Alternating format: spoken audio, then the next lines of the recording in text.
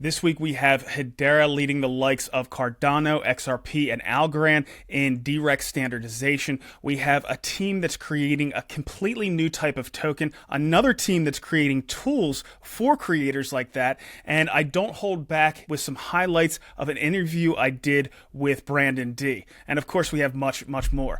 Welcome back. I'm Brandon, the HBAR Bull, no longer with the HBAR Foundation, but still coming to you personally to give you the latest in the Hedera ecosystem. But as always, none of this is financial advice. Use it for entertainment or educational purposes only.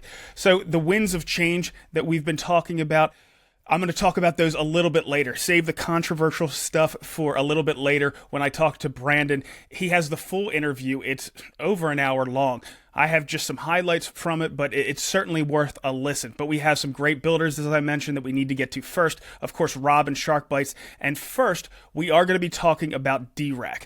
Now, this is the Decentralized Recovery Alliance. Now, what is DeRec? We've had Lehman explain that to us a few times, but we had John Woods. He's the CTO of Algorand, and he did a pretty darn good job. And we got some other insights from some legends in the space in a podcast. So let's check that out. John, let me go over to you. Can you kind of set the scene, maybe in simple terms, and explain what the DeRec Alliance is set out to do for those that might not be aware? Yeah, sure, absolutely. It's like a Web3 version of standards for web browsers. When we get on this call, we all type www.streamyard.com or whatever into the browser. And all the browsers that we're using, different browsers, they all speak the same language. They all know how to parse HTML. They all know how to navigate the internet. And of course, it would be ridiculous if browsers all had different approaches to how a website is rendered, okay? And so DeRec is really trying to standardize and streamline a decentralized mechanism for storing and safely recovering your crypto assets. What made you both want to get involved with this initiative in the first place? And maybe we'll start with Cardano. Okay. So we've been involved in kind of foundational research and development for a really, really long time. We have labs from Stanford, Carnegie Mellon, University of Wyoming, University of Athens, Tokyo Institute of Technology, and University of Edinburgh. We've written about 211 papers, and we have 168 scientists. So we're pretty good at the research side of things. And wallet security, wallet recovery has always been kind of the big bugbear that everybody's been trying to solve. And one part of it is technology. The other part of it is standardization and adoption across the industry, as John alluded to. And so, I thought this problem may have been solved by a company called Unbound Security years ago. That was Yehuda Lindell's company. Unfortunately, Coinbase bought them and took all the good MPC stuff into Coinbase and doesn't share it. So that's kind of sad. But there's a lot of cool standards. There's like DIDs and self-sovereign identity. There's a non-creds. There's a SWI has ZK login. There's all this stuff that floats around. But at the end of the day, it's all moving in the direction of the number one problem that everybody, when you poll them and ask them, what is their hesitancy of using cryptocurrency? It's, I'm afraid I'm going to lose my keys. And part of being your own wallet means that you also have your own responsibility to preserve and protect your stuff. And even OGs in the space, we all send test transactions for a reason. And we're always paranoid, like, God, am I going to lose access to a wallet or not? So creating easy consumer experiences where it's easy to recover your keys, as well as add additional security where and when that makes sense, especially as you go from the individual to the enterprise, it makes intrinsic sense. So we have a lot of great R&D we've done, as has Hedera and Algorand and many other institutions. The challenge now is no longer technology. There's plenty of papers and approaches. The challenge now is how do we get to the right set of standards? And I'm very encouraged by things that happen at the W3C, for example, with the evolution of the DID standard, that I think we could achieve something here at DeRec that's equivalent. We build wallets, our ecosystem has wallets, and if we get a large cohort of people that are cross-chain to adopt this, within a few years, it'll just become a standard feature, and that will open the floodgates and get mainstream crypto adoption and bring millions of more people into all of our ecosystems, respectively. So I love what I am seeing in the Web3 industry. All the blockchains and DLTs are getting together to solve a real problem for our users and to have a standard that's interoperable. That's just our industry. We need to spread this to the industry of password managers. They don't work together at all. And we need to spread this to the industry of self-sovereign identity. They are interested in interoperability, but we need to do this DeRec to protect the secrets at the core of self-sovereign identity. If you have DIDs and self-sovereign identity and all of that, there's always a secret key or something at the core of it that allows you to prove that you are you. We've got to protect that. And then there's the other industries, pass keys. People are getting rid of passwords and going to pass keys. Well, that also involves the secret at the core.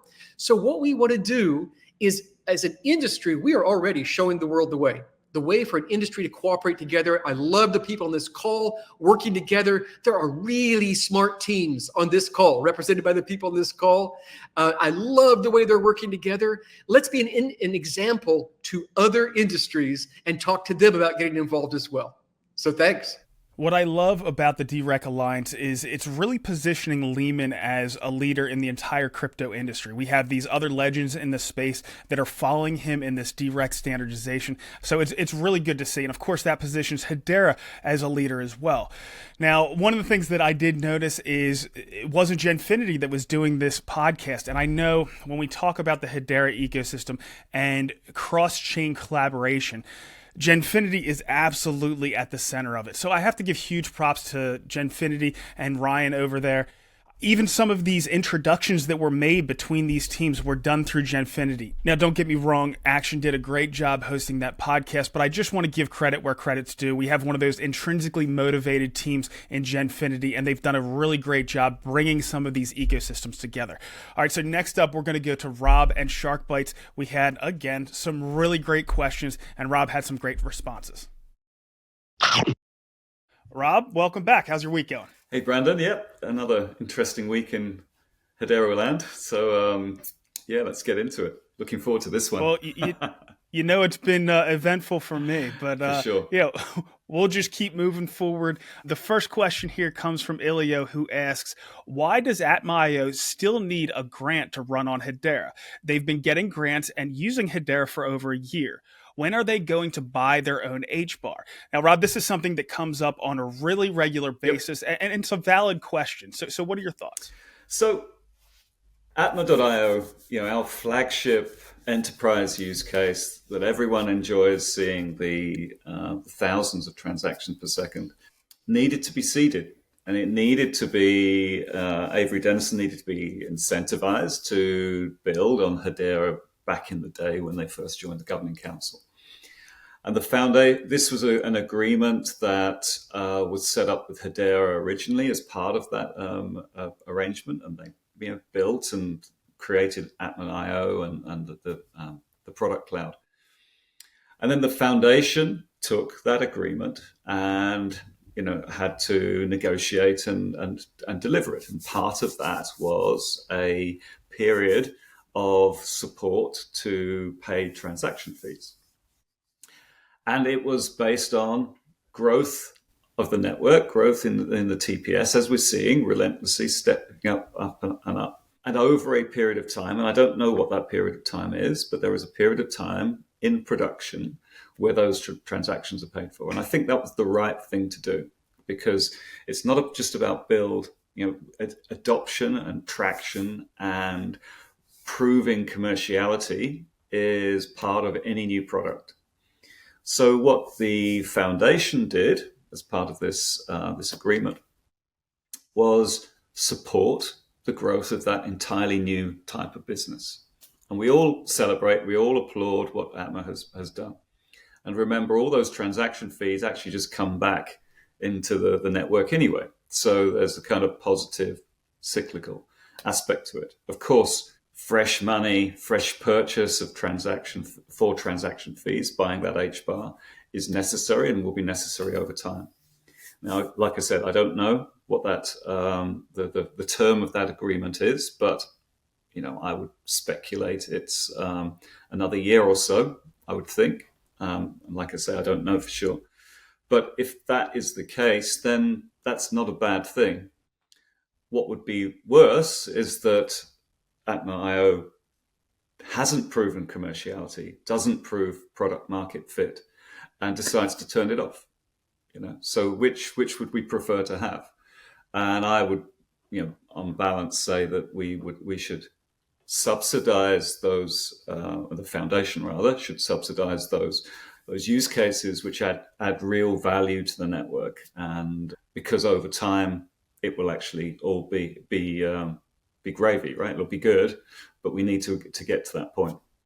Now, there are other use cases that can prove commerciality a lot sooner than that. And some of the grantees don't get the benefit of transaction fees having been paid because there's far lower TPS, or the commerciality or the margin being made on their particular use case is very different.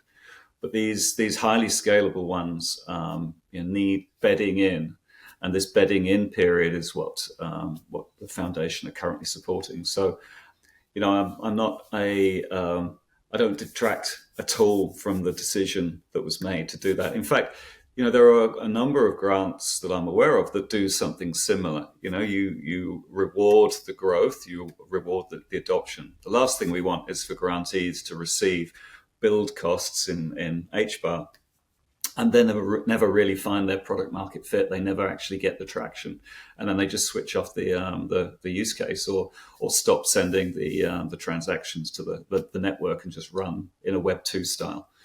A very good example of where this is done elsewhere is in the Guardian ecosystem. So Wes Geisenberger almost always includes a kind of win-win clause, if you like. Your growth will result in greater rewards, whether that's in kind of transaction fees or HBAR allocations, to continue to incentivize that adoption until such time as it's fully sustainable and can fly the nest.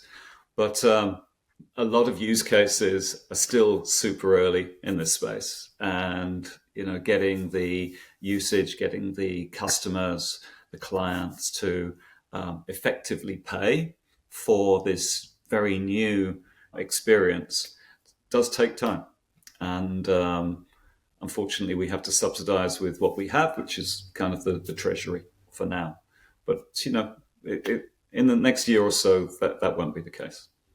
Well, one thing, Atmio kind of flips things on its head. For a lot of use cases, the infrastructure build, the development costs are the lion's share of it. Twigital is an example. I pay for the Twigital fees myself, out of HBAR that I've bought in the past. Well, they're the other way around. From what I understand, Avery Dennison shouldered a lot of those development costs, but the cost for those fees are millions of dollars per year. So I understand why they would have kind of flipped that on its absolutely. head. It makes sense. And they're not the only ones. There are several governing council members who are building at their own cost, investing their own team cost, the resources in terms of development, because for whatever reason, maybe they can't receive HBAR, or the grant process doesn't kind of fit their accounting model.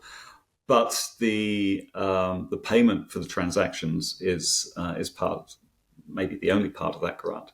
So it's easy to criticize, but I think that unless you understand the totality of a particular agreement, and there are very few people that do, because certainly not me, that particular agreement, you have to trust that the organizations are doing it for the right reason, and it makes sense for the ecosystem as a whole.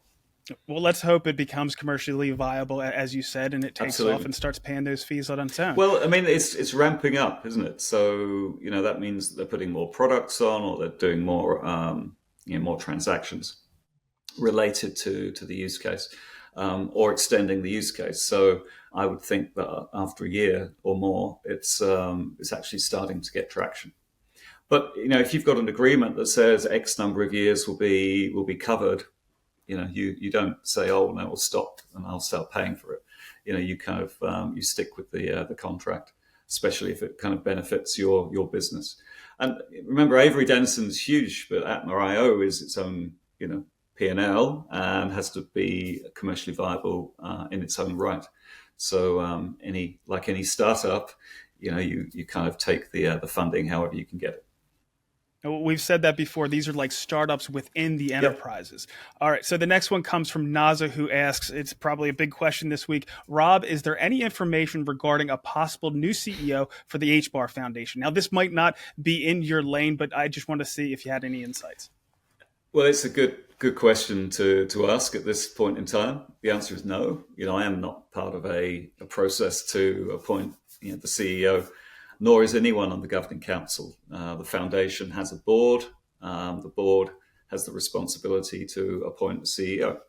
So We are keenly interested from the Governing Council perspective because the foundation is a pillar of the ecosystem that we, are so passionate about, and not having proper leadership in that foundation is detrimental to the ecosystem.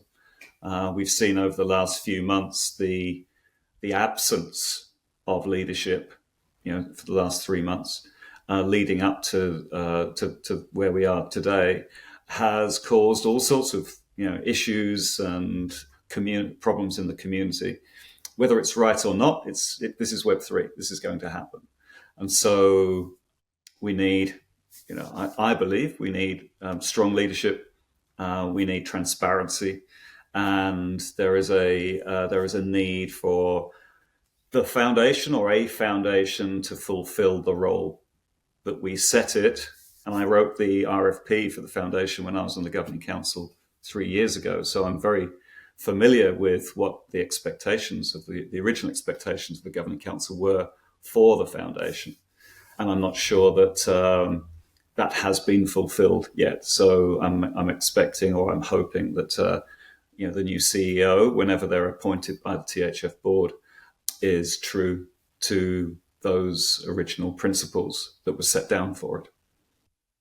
Well, time will tell. All right, so the next one comes from Dude Mantu, who asks, will 39 nodes be okay to handle billions of devices for the DPIN and IoT use cases? How does latency come into play? Will community nodes help with DPIN rollout adoption? If more nodes are needed, will Hedera be behind competitors? Rob, I love this question. This is really interesting. I think there's going to be a balance that's struck. You want to have a certain amount of nodes per shard. I think, of course, when we're starting to talk about DPIN and IoT, we're talking about having multiple shards, possibly millions of transactions per second, which would take many additional shards. So the question is, he was talking about latency, time to consensus finality. I think it's going to be a balance. You want to have enough nodes per shard to have that decentralization, but you also don't want latency to go too high. So I don't know where that number is going to fall. It might be, 100, 200, 300, 1,000. Who knows where it's going to land? But you want to balance those two things out. One of the things that I'm really excited about is the fact that even though we have tremendous uses, we have additional nodes over time, we're continuing to improve that time to finality. We're down to 2.9 seconds. And if we're talking about credit cards wanting to meet under 7 seconds, we can add an awful lot of nodes before we get close to that 7-second threshold. And I know that I've heard Lehman talking about a 5-second threshold, but I know this is something you've probably thought a lot about. So what are your thoughts? Yes, all of the above. No, of course, these highly scalable use cases will need the network to scale. 39 is only the first step on this path to decentralization. Community nodes will be necessary to extend the network, also further decentralize the network. Shards will, by design, be able to spread that load still further as we go, 10, 20, 30,000, 50,000, 100,000, wherever. That will need to be architected in a way and carefully kind of grow. And I think we have the ability to manage that growth. I've referred in the past to this roadmap that Hashgraph has, and is overseen by Change TechCom, the Tech Committee, and the Governing Council. And there are all these steps on the road to that. I don't think we're going to get a use case that needs 100,000 transactions a second, in the next 6 months. We've got some time. Although the DPIN use cases really could be like that, the CLSQ and Neuron, and the other highly scalable use cases. We haven't talked about Zenny for some time, but Zenny I see as a massively scalable use case, as well as some of the others that we've talked about recently.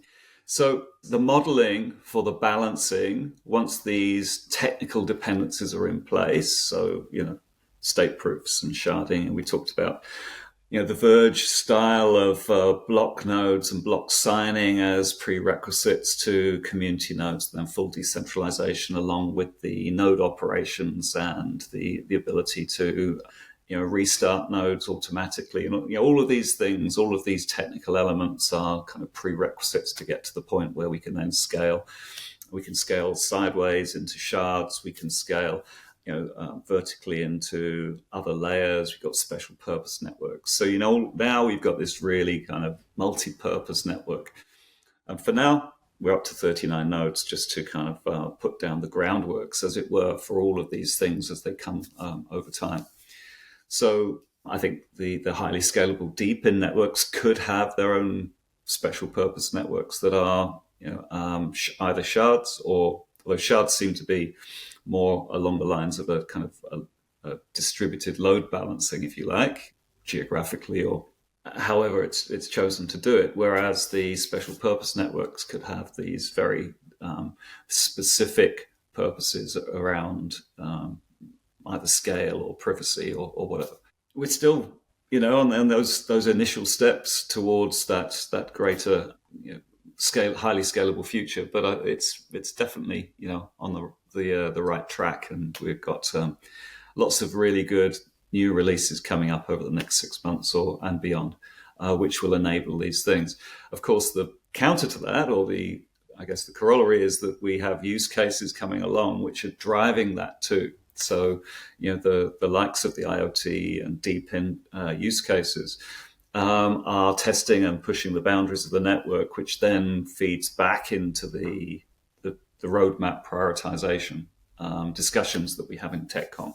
So, if we had no pressure of the deep-in use cases, then the roadmap would look in a particular way. Whereas when James and the CSQ guys kind of come and say, well, we need this, this, and this, or we want to scale to like the Malaysian identity projects. We need millions of new accounts created. How do we do that? That kind of forces us to consider whether the prioritization of the roadmap is appropriate to address those use cases, because now they're coming to us and they're asking for the things that we've Hedera has promised over the years and now has to deliver on. So it's all good. I mean, and these discussions at TechCom drive all of that, the decisions around priority, which I love. I mean, it's like the process is working, and as an engineer, I love machines. That finally you switch them on and they work according to plan, with a little bit of maintenance over time, like my Land Rover. Yeah, you're not going to slam on the gas right away. You're going to bring it up slowly. And of course, there's going to be communication during that ramp up. So Larry Light has a question. He says, with transaction fees pegged to the US dollar, as price goes up, the amount of HBAR needed decreases. Doesn't this inhibit increasing demand for the HBAR token and hence inhibit further price appreciation? This seems to be the opposite of other chains where the demand for the native coin is dependent. So Rob, I know you can't talk about price too much, but so I'll take this initially, and then you can add anything that you might want to add. My thought is, for these high throughput layer ones like Hedera, you're going to have those super low fees, and it's going to be a requirement to be based off of the US dollar. Have all your fees paid in HBAR or the token, but priced in dollars, because to get that kind of scale, to get that kind of throughput, you're going to need businesses, you're going to need enterprises, you're going to need these really high volume use cases, whether it's micropayments, whether it's the IoT that we were just talking about. So it's not like you really have a choice to start, but that's still going to be demand regardless.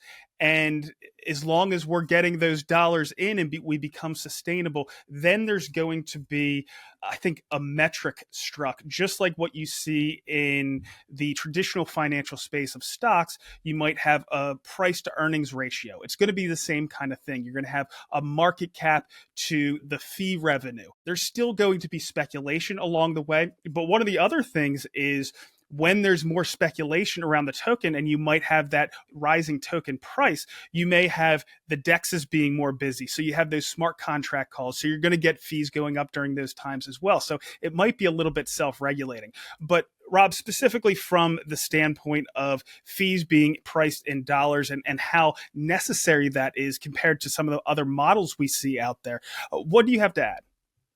It's one of the things that is, when I talk to enterprise, when I talk to businesses, it's really is a unique selling point.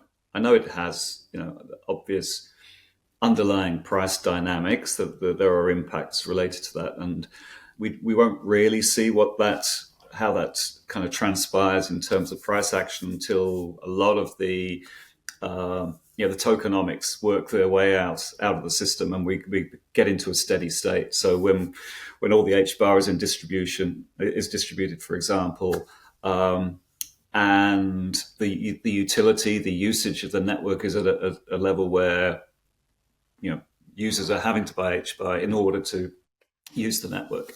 We're not there yet because there's all this buffering and sell pressure and everything else. So when we get to that point, then we kind of hit that stride and get into that steady state.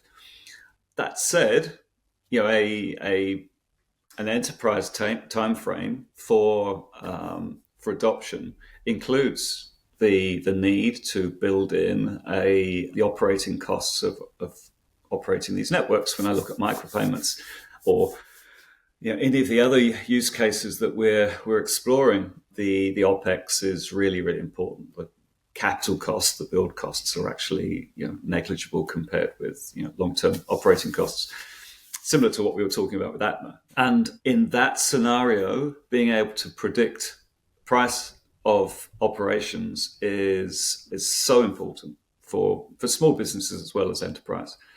And therefore, pricing in US dollar is actually a key differentiator and a reason why a lot of enterprise and other businesses come to Hedera. And it's the reason that they cite most of the time one of those things that attracts them to Hedera, along with scalability, security, sustainability, etc. The predictable pricing is really, really important. And I personally wouldn't have it any other way. I actually think that over time our pricing will change. Our transaction pricing has to change as we understand more about the use cases that are being built and how that, as we often talk about, adds to the revenue mix for the network. But the actual mechanism for pricing in US dollars is, I don't think, going to change at all. And the other thing around that is we have to figure out what the market's going to bear. It's nice that Hedera, being the most efficient network, we have the biggest ability, the broadest range to be able to adjust those fees. So, of course, there's going to be adjustments over time, but really good question there. Yeah, and it's the governing council's, one of the governing council's purposes is to keep an eye on and consider whether or not the pricing structures are still appropriate. I mean, the 1/100th of a US cent, 1/10th of a US cent kind of standard fees. Of course, there are lots of fees in that table, which may or may not need to be simplified over time, but those aren't sacrosanct. They are constantly in review, and recommendations might come through CoinCom to the governing council for changing those. We will see, I guess. There you go. All right, so we have two questions from Paul. The first one was around the Bharat blockchain Yatra. We're going to give that a little bit more time. You want to get a little bit more feedback on that one. The second one he had says, has Rob ever personally spoken to anyone from the Chainlink or the WePro teams? And has he personally done anything concrete to create a Hedera relationship with those two governing council members? I'm not sure why those two were called out specifically. So the answer is yes. The WIPRO teams have been doing quite a lot in the background with other governing council members. So they've been supporting the build on other council use cases.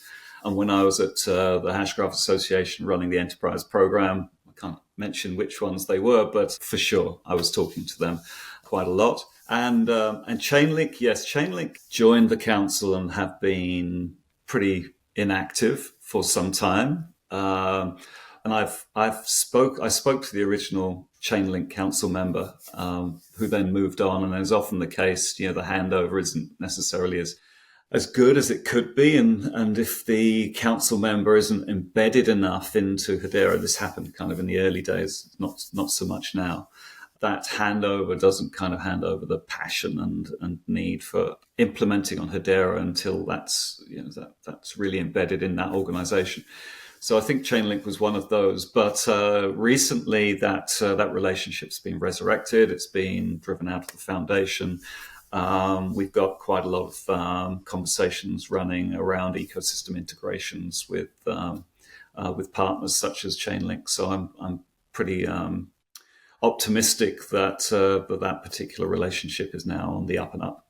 Well, good to hear. So, Rob, every week we ask people if they want to send us their questions, and we leave it completely open. Is there anything in particular that you would want to answer next week? No, I like the new open book, I like the new questions. Yeah. I like tackling the hard questions, right? I mean, we do get the same questions being recycled quite a lot, and that's probably because not everyone watches every show, or there are changes in the environment which people like to be addressed, and some people just like to trip me up, which is fine too. I love that game, but just ask away, and we only get to a few every week, but I'm going to start trying to answer more actually on X as well. I don't respond on YouTube to this particular one, but X is the place to get me, and I try to respond. As long as you're all generous with your HBARs, then I'm happy to respond. All right. Well, Rob, again, thank you for your time, and we'll see you next week. My pleasure. Thanks, Brandon. Now, I do want to say that during that segment of Shark Bites, we were answering some questions from Tom Bega. He had some really good ones this week, and Rob, after answering a couple of them, said, you know what, I want to do some more research on all three of these questions. So we're going to get back to those next week, but Tom, we didn't forget about you, I promise. All right, so Rob, of course, is a payments guy, and he's really focused on what's going on in the payment space over in the APAC. And one of the things that caught my attention was it looks like there's going to be a panel over at Token 2049 on payments and real-world assets. Now, at first, I thought this was a panel that we were going to be able to watch. I've learned since, Sabrina, thank you for bringing it to my attention, that this is actually just going to be for the people that are at 2049. It seems like there might be recordings of it, so we might be able to get it for you in the future. But if you are over at Token 2049, certainly go check out Ed Nwakati and this panel on payments and real-world assets.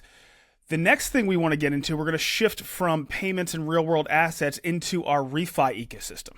One of the big players in that is NoviqTech. They've done a fantastic job. They're into data collection, verifiable certificates in this space, and Guardian tokenization. So I have done an interview with them in the past, but they just had some new news come out. NoviqTech announced that they're working with Clean Hydrogen Technologies. Some of the highlights from this announcement are the partnership between these two teams will provide guarantee of origin for Clean Hydrogen Technologies' turquoise hydrogen. The collaboration aims to enhance transparency and accountability in the hydrogen economy. And of course, pure hydrogen is the cleanest fuel out there. It pretty much just produces water when you burn it. Clean hydrogen technology utilizes a cost-effective process that produces hydrogen without carbon dioxide emissions. NoviqTech will tokenize the guarantee of origin, ensuring verifiable proof of hydrogen sustainability and source. And this is going to be done within the Guardian ecosystem, so all done on top of Hedera. Now, I do need to get the CEO of NoviqTech on. The last time we interviewed, we had a different rep on. But the CEO said, we are thrilled to partner with Clean Hydrogen Technologies in their mission to deliver sustainable hydrogen solutions. Our technology will empower Clean Hydrogen Technologies to provide transparent, verifiable information about their hydrogen production and enhancing the credibility of their offerings in the clean energy market. David Cassidy, the CEO of Clean Hydrogen Technologies, also had a quote. He said, NoviqTech provides a quality platform for management of the benefits realized from our clean hydrogen and clean carbon products. From this, we can source economic tax and other incentives where available in our geographies of operation, such as the US and India. In our experience, NoviqTech is leading the way for clean energy providers, such as clean hydrogen technologies, to track our contribution to a cleaner future with less CO2 emissions. So we're going to change gears here a little bit into Hedera marketing. One thing that I haven't seen a lot of is paid promotion. And most of the content that's been created has all been self-produced. And it's fine to produce the content yourself, but to amplify it, it does make a lot of sense to do paid promotions. And we saw that with one of the Hedera ads recently. Now, I will say that all kinds of Hedera teams out there are creating really good content, but I do think we need to amplify it and take it to the next level to get the word out around Hedera. So I hope we see some more of this kind of paid promotion floating around. So last week, I was going to do some interviews with some people, and I lost their contacts. So I just asked the community, who should I interview? And one of the suggestions was for Stickbug. They are creating a completely new kind of NFT. They're bringing two new kinds of technology together. One is dynamic NFTs, which I've always been a fan of that potential, and then Hashnals, which we've been talking a fair amount about as well. And they're doing it around karate combat. So, of course, I'm a huge fan of karate combat, so it's bringing a lot of really cool things together. So let's listen to what their team has to say. Guys, thanks for hopping on. Welcome. Hey, Brendan, how's it going? Hey, Brandon, thanks for having us both here. Sure, it's my pleasure. So, guys, I love to hear origin stories. How did you both come to Hedera? Post, we'll start with you. Yeah, well, I first heard a talk on YouTube from Dr. Lehman Beard and Mance.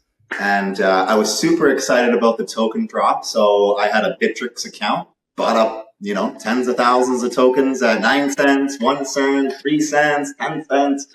And just been along for the ride ever since then, and just very interested in the growth of the community. After Hashpack wallet came on, I thought, man, this is the best wallet in Web3. It just keeps updating daily. And I was just basically sold on the tech right away, on the two founders. They're just genius. Their whole story of where they came from as well just really made sense for two guys leading such an enormous project. So yeah, I just really loved everything about Hedera, and now we're building here. It sounds like a similar path that a lot of us have. Stickbug, how about you? How'd you come to our community? Yeah, definitely. No, I was kind of in with cryptocurrency kind of early. It just kind of made sense to me. It just makes sense that this is something that's kind of the next generation, like Web3 versus Web 1, Web 2. Just kind of the next generation of technology, right? So I was with Ethereum kind of early on, kind of played around with things there. And then one day, I don't know, I was watching either a video, I think it was a video, or I was on an imaging board or something like that. And man, I heard about Hedera, and I'm like, what the heck is this? And I just learned about the technology. I learned about the time marking, and then just kind of how the node system works. And I was like, man, this is something big. And, I just think the technology here was just superior. And as I kind of learned more and more about Hedera, how it works, I was just like, oh my God, this is where it's at. And so I became a really big fan. And it just kind of snowballed from there. Now I'm a Hedera maxi for sure. There you go. Now that's one of the things, especially if you have your point of view, focusing on the tech, you want to have a project, you want to have something that you're building in the space as well. And you guys are doing just that. Can you tell us about your Fighterbug NFT project? Yeah, so Stickbug meme token started in around January of this year. Shortly after that, I met Stickbug jumping out of that community, and we just started bouncing ideas off each other about different partnerships that we could start looking at into the economy. And I had read on the Karate Combat white paper that they had an open IP license agreement, and we just started flying ideas off each other. And that's when the sports memorabilia idea got born. And of course, while we're building all this, Hashnals kind of started really updating things. The cost of building Hashnals came way down for the amount of megabytes used, and we really started came in at the right time and got together at the right time, and that's kind of how this was born. I'm a karate maxi and one of the top 100 token players, so lots of exposure to the team right now that's running Karate Combat, and I just get to make those relationships with the fighters pit side and at all the VIP events. So this project has really come together to possibly be something really big that can support Karate Combat fans and fighters and bring them all together. Well, Post, I'm a huge Karate Combat fan as well. Stick, can you give us some details on, what these NFTs look like, how it supports karate, and so forth? Yeah, I'm so happy to be working with Post. He's just a great guy. He works with karate, and he's just such a big fan and what have you. And man, it was just a great idea, and I really like the technology background portion of Hedera. And so what we wanted to do is we wanted to try to push the limits of what we can do on Hedera. We wanted to push things, and we wanted to do it for a good reason. There's a lot of NFTs out there, and man, there's cool art, this and that, but what is it for, right? What we wanted to do was we wanted to build something for somebody else. We wanted to build a project that we can use to help support the fighters on karate combat. Because there's a lot of people. I mean, yeah, the big people, that the big names, they get money, they get big sponsorship, but the kind of the lower guys, I mean, sometimes they might not get as much, and they deserve it, right? And so what we wanted to do is we wanted to make something that we can build for them, and so 60% of the total funds for the actual NFT will go to the fighters. And so that's kind of what our main goal was, is that we want to build something that whenever you buy this NFT, 60% of it goes to the fighter. So that's kind of the first thing. The first thing is, why are we doing something? One, we want to push the technology limits of Hedera. And then two, we wanted to help support the fighters. Now, the technology, like you mentioned, it's based off of Hashinals, which, man, Hashinals are just freaking amazing. I don't want to go into it too much, but being able to inscribe an image directly into Hedera, that is freaking cool. If you wanted to do that in Ethereum, if you want to do that on Bitcoin, what we did today, or we're doing on this launch, it would cost $200,000 to do on Ethereum. It would cost $500,000 to do it on Bitcoin. I did it for less than $300 on Hedera, ascribing these images directly on Hedera. Now that's freaking cool technology. That's why we're here, right? And we want to showcase that to other blockchains, right? And so we're trying to get this technology to other trying to show people like this is where we should be, and we're doing that through our NFTs. So one, we're trying to support these fighters, and two, we're trying to show off the technology of Hedera and bring it to other chains. Show them, say, hey, you want these NFTs? Come see Hedera, and they're like, oh, okay, this is why we're here. So that's kind of the main thing. And just kind of a quick little tidbit about the actual cards themselves. It's not just one image, right? So we have our main image file is a video that's about 14 megabytes, which is all custom made, no AI stuff. We built it ourselves. We did custom drawings for the fighters themselves. And then two, we have a thumbnail, and then we have a front image GIF, or PNG, I'm sorry, a back image PNG. And then we have a profile picture. So of course, one of the best apps on Hedera right now is our Hashpack app, right? And man, something cool about that is they allow you to put a profile picture, so it makes you kind of unique. And why not have a fighter as your profile picture, kind of rep your favorite guy? And so we have an ability for that on our NFTs. And then we have this really cool, unique thing, which I've never seen on another NFT, where we have a verification image. And there's a QR code at the end of it.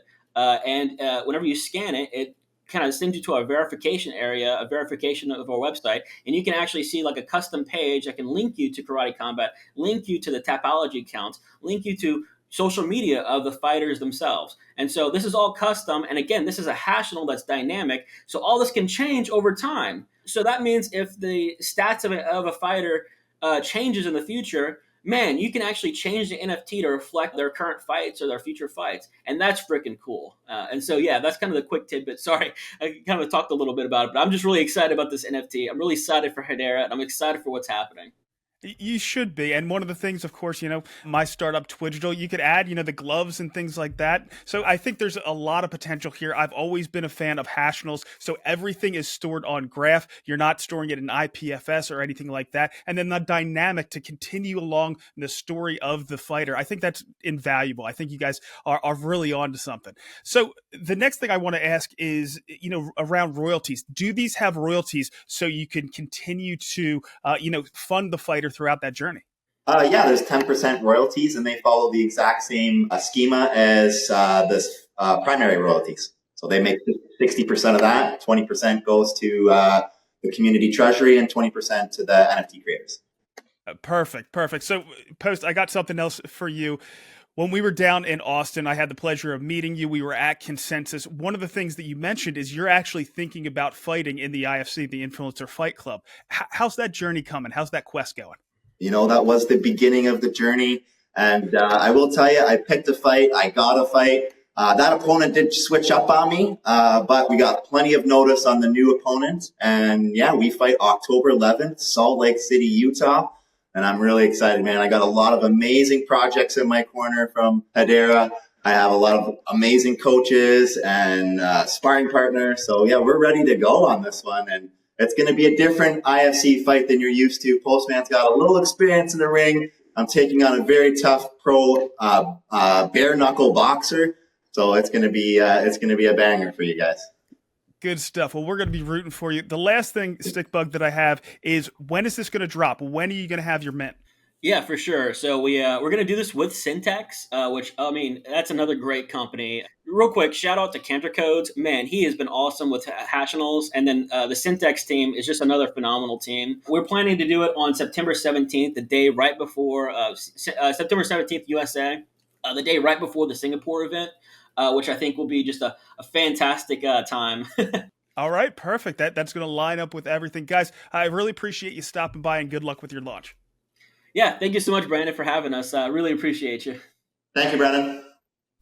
So again, that crew is bringing a lot of really cool things together. I will say that I didn't know that Postmaster was officially with Karate Combat, so that's pretty cool to see, and I'm looking forward to his fight that's coming up in Utah in a couple months. So the next interview that I have is another suggestion that I got from the community. Now, we've covered Kabila in the past. Of course, they're building tools for our creators out there, but I've generally talked to Jack. Jack handles their marketing and so forth. But this time I was able to get a hold of their CEO, Manu, who did a fantastic job and gave us a good baseline for my Built on Hedera series. So let's talk to Manu real quick. Manu, thanks for stopping by. Thank you, Randall. Thanks for having me today. Happy to be here. So absolutely, I'm happy to have you. So I know much of our audience knows, but to give us a good baseline, can you just tell us about Kabila and what motivated you to create it? Yeah, so some of you might remember, but I started looking into Hedera in 2020, 2021. And I remember that at that time, NFTs on Hedera, were starting to be a thing. They were the first NFT collections, the first creators. It was fun. At that time, we were creating with the tools that we had. So, the Hedera SDK and most of the development toolkits that Hedera provides were already there.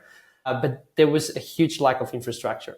So we learned a lot from NFTs, and I personally started getting people who wanted to use NFTs to crowdfund their projects, to crowdfund their ideas, and to build communities around those NFTs. And I was managing some collections for some small companies, some startups, some creators, but the problem was always the same. We had so many ideas, but there was no infrastructure, so we needed a lot of tools. So that was the original idea. Okay, why don't we build those tools? That was the idea. Then it's been a long journey, hard journey, but I think we are almost there. So speaking of those tools, that's what you do. You provide those tools to all of our builders and creators out there. Can we do a little bit deeper dive on those? Yeah. The idea, the mission that we have at Kabila is to provide everything to create, launch, and manage a tokenized community. We're trying to solve two problems with what we call brand NFTs, because NFTs can be used for a long range of things, but we are using what we call brand NFTs to, on one side, crowdfund your project or idea with the help of your community, and on the other side, those NFTs are working as digital certificates that at the end of the day are public certificates that say I am the creator of this community, or I am the leader of this community, and everyone who's got one of these certificates, those NFTs, it's part of my community. So there is no need of a third-party platform that tells who is your audience, who is your follower, your fans. And that might seem simple, but that unlocks a lot of things to allow for better monetization for creators, so that they can really monetize their talents, their creativity, and what they do. So based on that, what we do is we build tools to create, launch, and manage those tokenized communities. So we wanted to make this journey as simple as possible for creators. So if you have to go to a launchpad to create something, but then you have to go to an exchange to buy crypto, then you have to go and open a wallet, and then you have to do not only for the creator, but also for the user base, for their fans. We're trying to have this complete user journey, from the beginning to the end, as smooth and simple as possible. So that's why we created the wallet, a simple non-custodial wallet on Android, on iOS, and on a Chrome extension. Then we have the tools, the NFT toolkit. It's a complete toolkit. Well, it's, I would say, the most complete dApp that we have, where you have, NFT creation tools, IPFS or Airwave, data management tools. You have bulk sender tools to launch to send, thousands of NFTs or fungible tokens. You have dynamic lists to take snapshots. We have probably the most complex tool that we've developed, which is the self-service launchpad. So, creators can just come, create the collections, set up their launchpads, launch their NFT collections like a Shopify shop, and not even have to talk with us, no? And then we recently launched the marketplace, so then they can start trading on secondary their NFTs. We also have an academy. We spend a lot of time. Every tool has a tutorial. They have all the things that they need to learn how to use that tool without any of our help. And the last dApp, and that will be the last that we close the circle, is what we call the plazas, which is the dApp to manage those tokenized communities, so that you can provide utility and different benefits to your funds.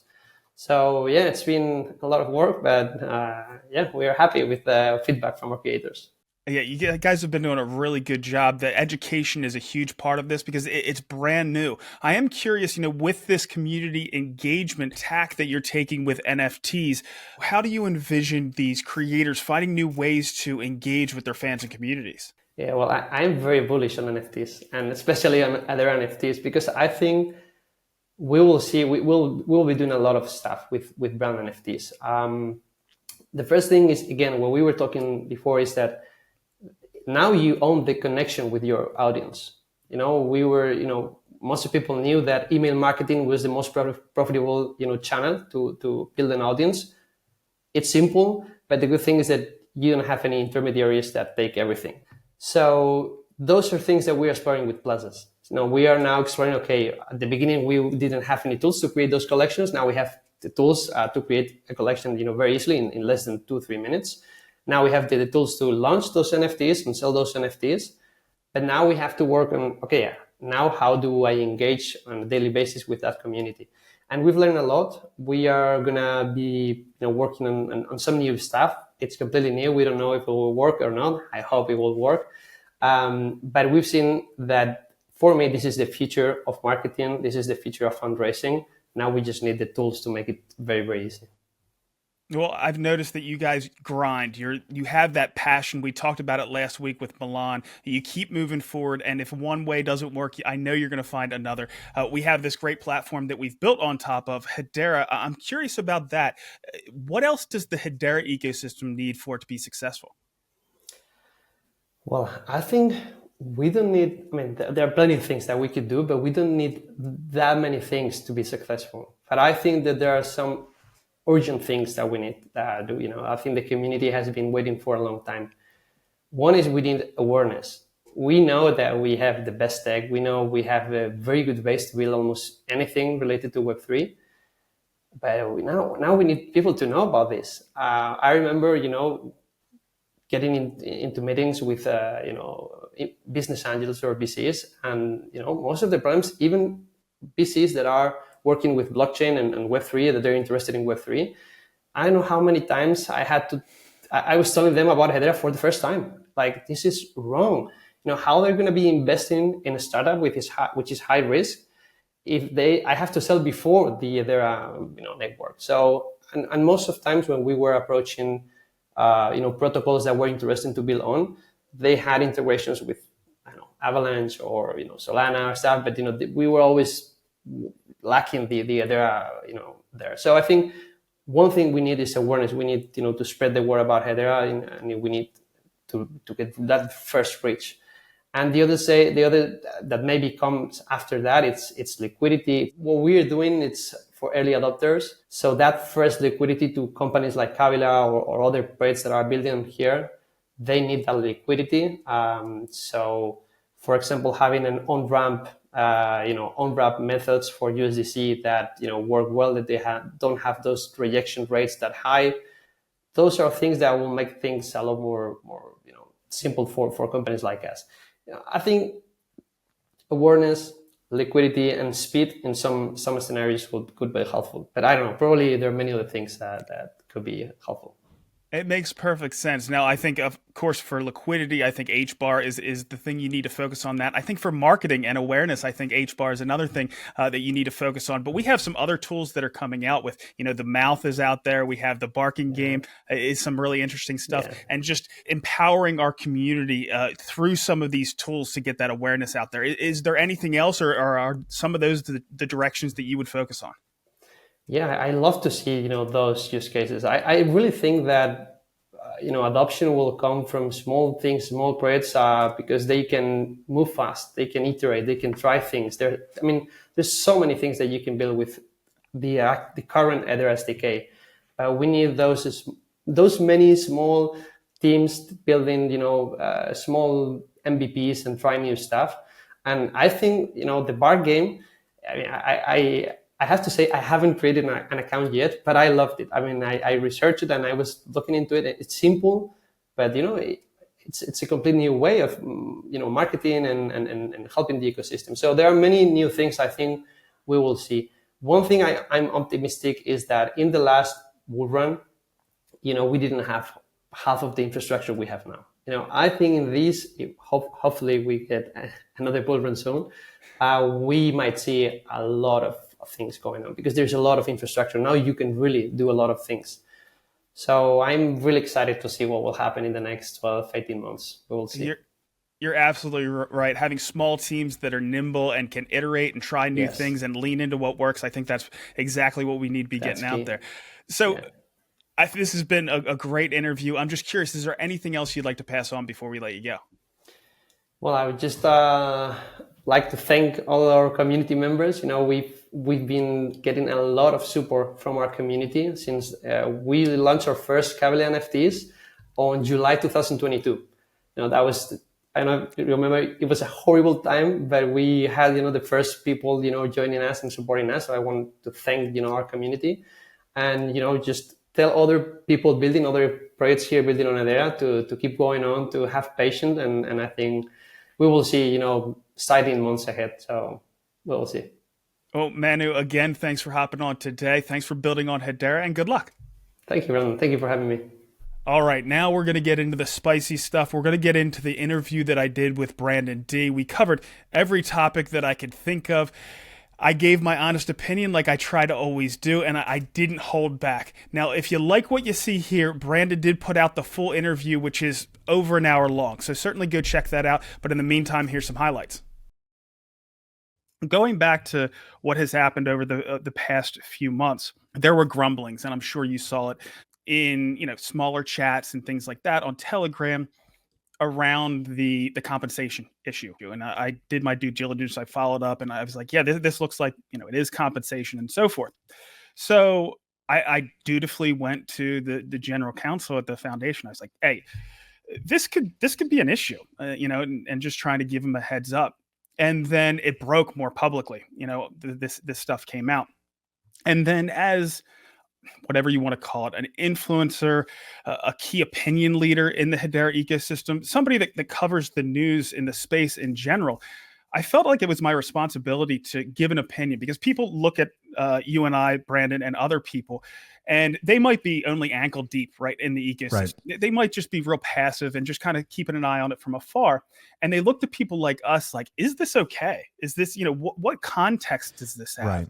So I feel like I have to give my opinion in that context. So now I'm certainly not going to do that without giving my employer a heads up, especially when I'm speaking out kind of against what their opinions might be, right? For sure, yeah. So I did that, and I also said, I'll resign. I understand this is something that you might not want, so if it's necessary, I feel that strongly about it that I'll resign. They said that's not necessary. You don't have to resign. To their credit, they I guess open to some ideas, and that's fine. But then I went out and I said it, and I think that it was good to keep that conversation going. And you might have seen some of my other posts, things around staking and things like that. Right. And there was a little bit of a shift after that time where I got a lot more pushback, I think, than I had seen before. And I almost felt like they were trying to get me to go on my own. And I was like, I already gave you the chance. If I was going to resign, I gave you that opportunity. Now, if you want me to go, you're going to have to do it yourself. And that's fine. They made that decision. I want to reiterate that I'm thankful for that opportunity to have been able to do this thing, this part of the ecosystem that I've kind of fallen in love with. And, Shane was let go, and new people came into the leadership role over there, and I think they saw the end of my contract, which is pretty much normally an automatic re-up. They saw it as an opportunity. Okay, now we can let them go. Right. They wanted to go in a different direction. I do want to say exactly the reason they gave me, even though I do think that some of my we'll say openness probably had something to do with it. They did say the decision not to renew my contract was made due to business needs and our evolving focus, and it wasn't an easy choice. So I'll leave it there. I want to talk about the cryptocurrency industry as a whole. Okay. And the way these assets are being viewed. Now, a year and a half ago, 2 years ago, we weren't in a really good spot. It was looking like some of these assets might be considered securities, and people were concerned about that. A lot of that has alleviated. It's becoming clear that, with the Ripple case and everything else, that these layer ones, especially something like HBAR, is not going to be a security, and rightfully so. This is being borne out under the law. We kind of see how they are going to stand. And what I think is going to happen is there is going to be regulation that comes out around this.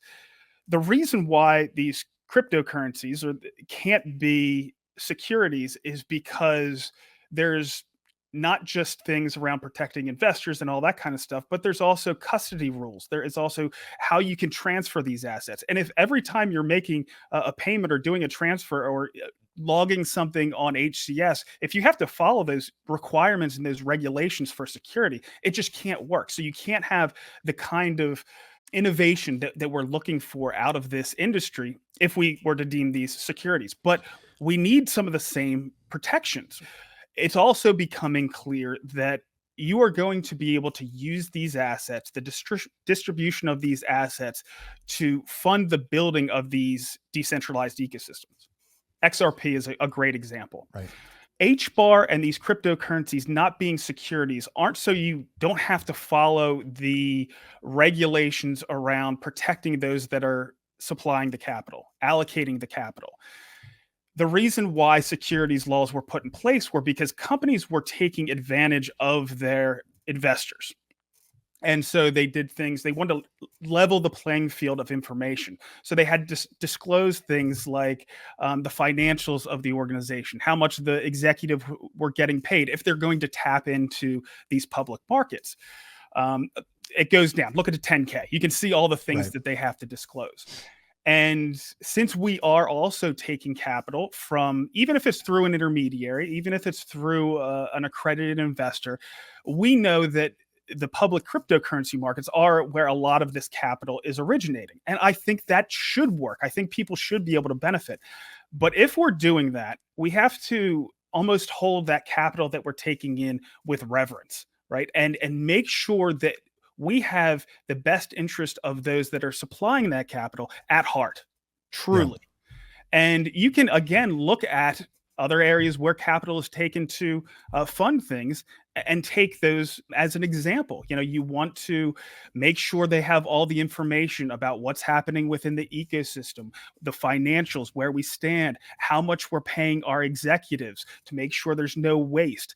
Yeah. Be very careful and conservative with how you're spending that capital. Make sure it's being used in ways that they would want it to be used. They may not even know how it should be used. These are some of the people that might be deciding, may be better deciders, but make sure that the end goal is in their best interest. Act kind of as a fiduciary. Yeah. I'm going off on a little bit of a tangent. No. What you're getting at is like through kind of necessary transparency, even in like traditional companies, it does have a natural check and balance because it doesn't imply that, an investor or group is going to be like watching like a hawk or nitpicking every little thing. It just means that if there is potentially like a picture being painted that those on the ground in the company can't quite see, maybe investors go, something's not quite right. And at least people can kind of highlight that or talk about it more publicly. And also too, what you're saying is in Hedera's case as a Web3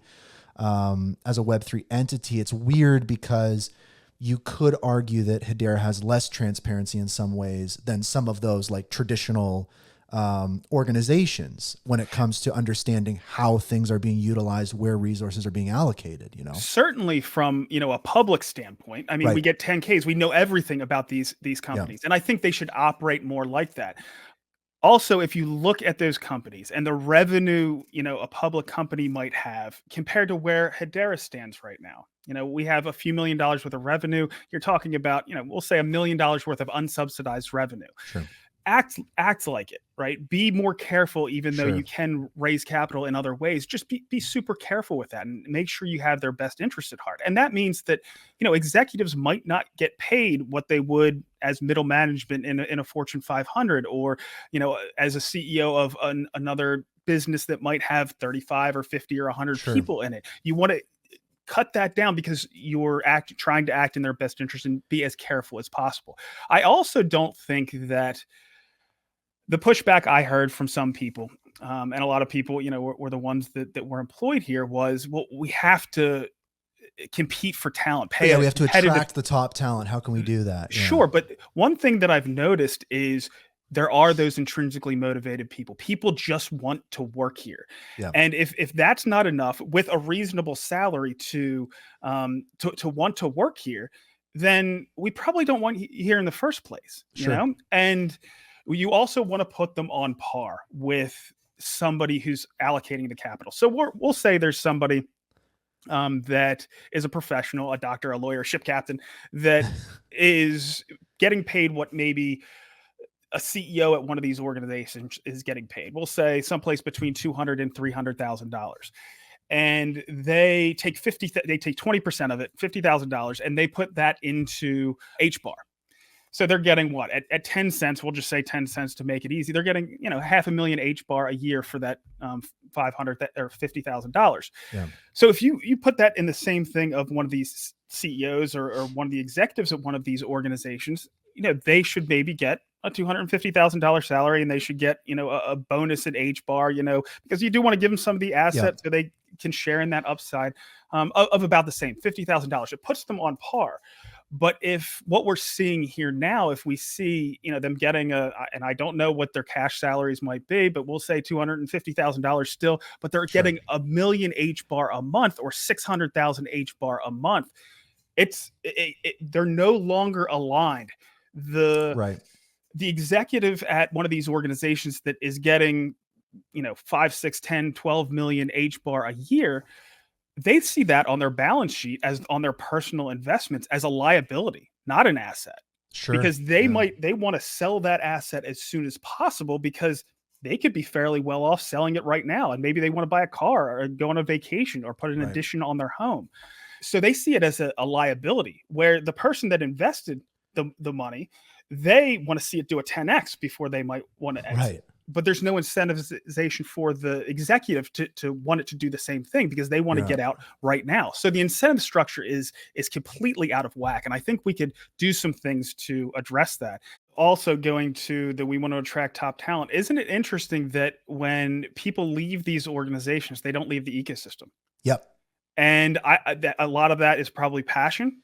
A lot of it's probably experience. They know Hedera, and a lot of that is probably they've already gotten a fair amount of HBAR, and they want to protect that investment. So they want to fill the gaps in the ecosystem. We can look at Don Tebow. We can look at Brady. We can look at Christian.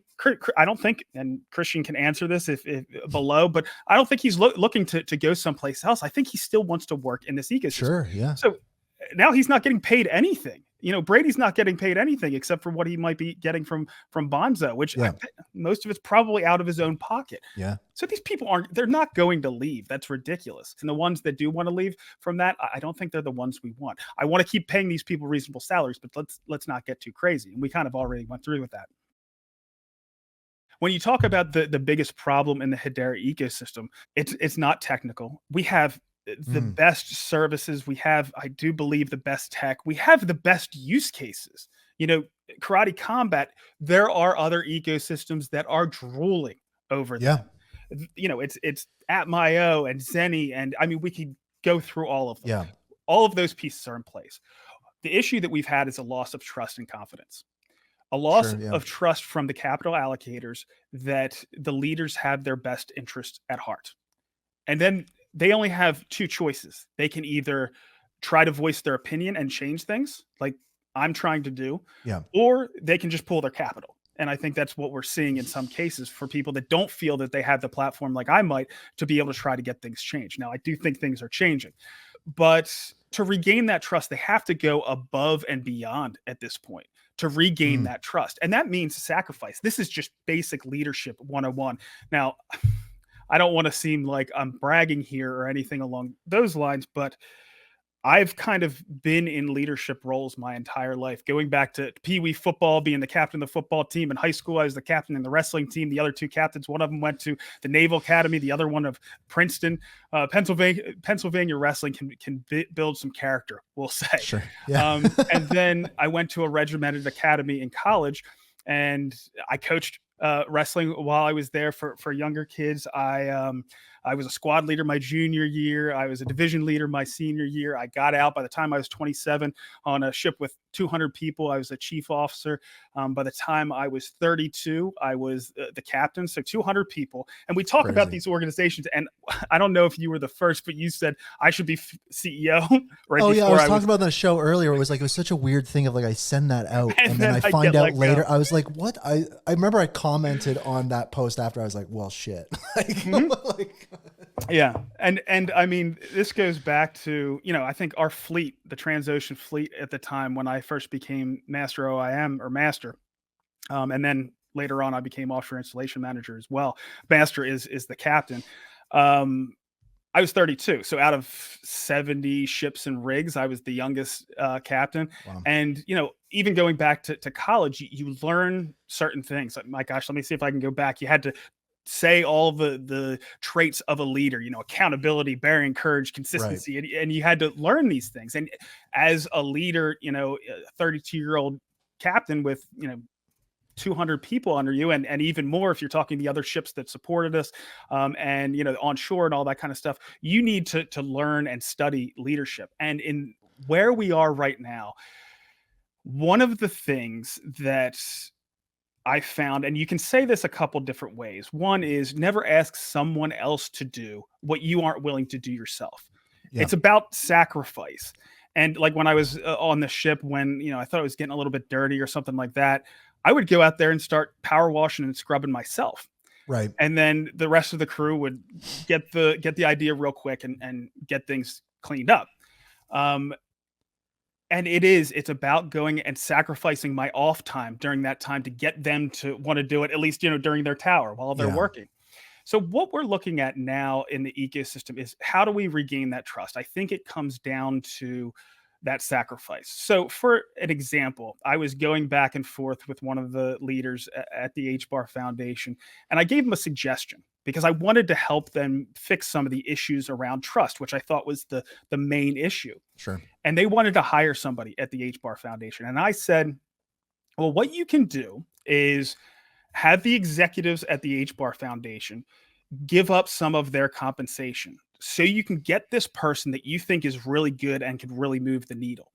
That does so many things. Number one, it shows that you're willing to sacrifice what all of the other people you want to lead out there, you want them to do. Some of your salary, just like the capital providers that go out and buy HBAR, they're sacrificing part of their salary to try to make this vision come to fruition.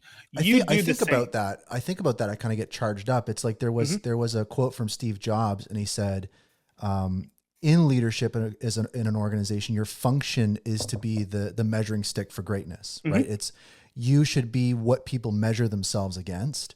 And that's kind of to your point. So that, like, hearing those kinds of things like that, like that definitely gets me energized. Obviously it's not happening, but that's what I'm saying when they need to do these things to regain that trust. Yeah. So it would show everyone that not only am I trying to get this new person in, but I'm willing to give up to do that. But you could do that on a lot of different levels. Like you could take some of your compensation, put it into account 800. These are the kind of things that can regain that trust that we're all pulling in the same direction. And we want to make this a success altogether. So, I mean, that's all it comes down to is I want to see those things done by the leadership in our space. Figure out ways that you can say, hey, I'm in this with you guys, with you builders. I'm in here with you capital allocators. I am in here with all of you trying to make this a success. I'm going to sacrifice for you, and I hope you continue to sacrifice for us. But I have that experience with, I think, rebuilding that trust, and something that most of these people don't have. I gave up $200,000 of my own money with capital that I got from another industry and putting that into HBAR. So I know what those people that are allocating the capital, what they need, what they want, what they think success is. And then I have, and it doesn't take many, usually things are pretty easy to fix. And I have like a list of 5 things that I would want to do. And that's it. And I think we would have it fixed like that. I've got you. Well, what is that list? Like when you talk about like hypothetical, like, okay, boom, you're in a, whether it's the CEO of the foundation or some other leadership position, what is that playbook?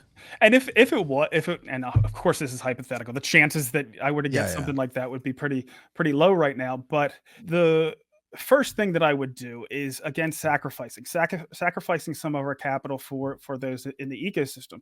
And that would be funding account 800. It would go from 0.2% to 2%. Well, I think that's just a good way of allocating resources in general. There's somebody that when they were building their application, they were actually using their staking rewards because they were an investor in HBAR too, to fund the development of their application. And then you're feeding into the people that are really successful, the people that are getting HBAR revenue, they get a bonus from staking rewards. Right. And you could just go on down the line. I just think it's more decentralized. It's more bottom up. I think it's a really good way to distribute HBAR, not necessarily always just giving it to employees first or something along, or just always selling it and things along those lines. So the second thing that I would do is I'd call the leaders together. And I would say, how can we look at our compensation to make it a little bit more fair? And I don't know what their cash compensation is, but it probably could stay. And then for HBAR bonuses, I tie it to milestones. Now, market cap, you might say, well, you just want the price of the coin to go up. I think, milestones could include getting to the top 20, top 10, top 5. The reason why I think that makes sense is because it's a measuring stick of how much capital we have in the ecosystem to build all of this cool stuff, right? And across the board. And it's the resources that all these foundations have to be able to build things. So I think it is a good measuring stick. I don't know if there's better ones out there, but I think it is a pretty good one. The other one would be revenue, unsubsidized revenue. If you get put it at 25 million, 50 million, full sustainability, paying for all of these organizations with unsubsidized revenue. Those are the things that the capital allocators will see as a success. So that's what we should consider a success. And, how I would do that is maybe you get 25% of your salary for each one of these milestones. And if you're there for 2 years, that's going to be 50% of your annual salary over that time. But I want the employees, I want the people to be, and I put this in a post. So, people can go and check it out.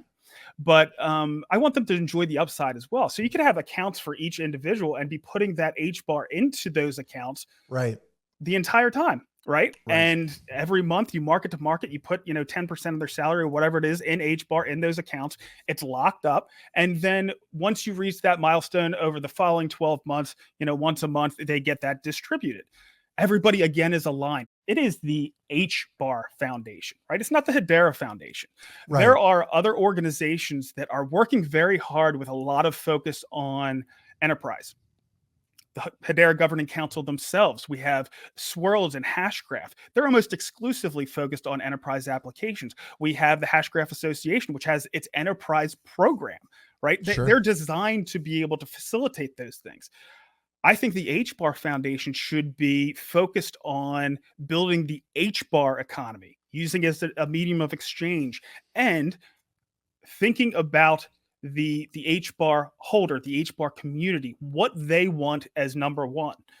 It's in the name, Yeah, HBAR Foundation. If you pay attention to them, they are always your first users of all the applications, right? They are, as I said, capital allocators, all of that kind of stuff. So if you put their interests first, I think you taking care of them, they will take care of you. And this isn't all just staking rewards and things like that. It's also things like, and staking rewards, to max them out right now, isn't expensive. It doesn't take a lot. Sure. But, and we can touch on that, but it's also things like, laser focus on and off ramps, on exchanges, on HTS support on these different exchanges. USDC support on and off ramp. Those kind of things are the things that they're focused on. So I would say this is our priority. Going back to your analogy of, we're separated from where our food comes from. Where is this capital coming from? And of course, there is a lot of professional class people that are supplying the capital, but it's also people, in third world countries and the global south, and that are just scraping together to be able to participate in this ecosystem. And the people that work at these organizations, they're professional class, of course. And they live in areas where to have a reasonable living, you have to get paid more. I mean, that is understandable. And we get that. But understand that some of the people that are allocating this capital are dirt poor. Right. And they're just taking some of their capital and giving it to, this ecosystem in hopes that we can make it come to fruition. And the potential here is enormous. We've seen that intrinsic motivation. Native builders have more success. We see that in the DeFi ecosystem, right? We have one team that has completely, has taken over the DeFi space for Hedera. And on paper, if you would have looked at some of their competitors compared to them, you would have gone with the competitors because of past experience on other networks. Just, their resume looked really good, but they got taken to the woodshed by Saucer Swap, right? It's just, they got outcompeted. You see that with the wallets. We had a lot of multi-chain wallets, right? That were supporting HBAR, but who are the most successful wallets in our space? You have the Blades, you have a Walla wallet, you have, of course, Hashpack. In the gaming ecosystem, we've seen teams that get support, but, Earthlings, completely intrinsically motivated, fell in love. And even though they came to the space, they might not have been here from the beginning. You could tell they became true HBARbarians. And that's one of the things that I was just starting to find ways to push at the HBAR Foundation. Like, I know a team that if you want to build this, I know a team in the space that can do this. And of course, they might be working on 4 other projects in the Hedera ecosystem, but they would love to take on this project. And if you're going to pay some outsider to do it anyway, I know these guys are going to do a better job. So we might as well go in that direction. And I never saw that pivot, even though the evidence bore out that these native builders, these intrinsically motivated people were more successful. I never saw that pivot from the HBAR Foundation. Teams that can be brought in from elsewhere that can have that drive, that passion for the Hedera space. It's much more hit or miss, right? It's harder to find. I will say one of them is Karate Combat, right? They were brought in and they're passionate about what they're building, and Hedera works perfectly for that. So it was a great marriage, but I guess the shift is not necessarily that we want to shift completely to these native builders. It's just, I think the allocation of resources has been 90% to these outsiders and maybe 10% to insiders. And those numbers, who knows what it actually looks like, 80, even if it's 50, who knows what it is. But I think a lot more of those resources do need to go to those native builders because that's where we are seeing a lot of the success. And with that, let's get into some network analysis. Looking at transaction volume, I'm seeing something I haven't seen before. Last week, we were at 2,200 transactions per second, and that slowly drifted down throughout the week to about 1,500. Normally, it moves up and down pretty quickly. We'll see if this actually means anything in the weeks to come. Still, we processed over 1 billion transactions over the past week with a max TPS of about 5,800. We had a few spikes, but are still averaging about 3 seconds to consensus finality, which is truly incredible. And just in case you might see fast settlement times elsewhere, this isn't probabilistic, cutting out confirmations and sacrificing security. This is true, never change, never go back finality. We also had a barn burner of a week in account creations with nearly 100,000 accounts added in just the last 7 days. Moving down to our fungible tokens, Karate for the first time took the top spot, followed by wrapped HBAR, Dovu, and the meme coin Zero. Next, we have native USDC, Saucer Swaps Sauce, Siki, Energy Trade Token, Earthlings Steam, and finally Hashpack's Pack Token. Only one meme coin this week, but I did see a Memes of Madness competition by Shady H. Barbarian Butcher, which I think we should see more participation in from our meme coins. So if you're part of a Hedera meme coin community, drop a meme of your favorite coin in response to Shady's post. Moving down to our NFTs, the Malaysian Student Credential again took the top spot, followed by Saucer Swap's LP token. Next up, we have Doctor Who Worlds Apart, which is good to see. Looks like someone ran some kind of a test here as well, and dropping from its normal spot toward the top, we have Rogue Code's 2024 access card. Next up, we have the DGen collection, and LP tokens from H-Suite and Silk Swap swapping spots. Finally, we have Hashpack's Concierge Collectibles to round out the top 10. And it's getting a bit late, so we're going to skip the featured NFT this week, and we'll pick it up again next week. And with that, we'll get into some DeFi.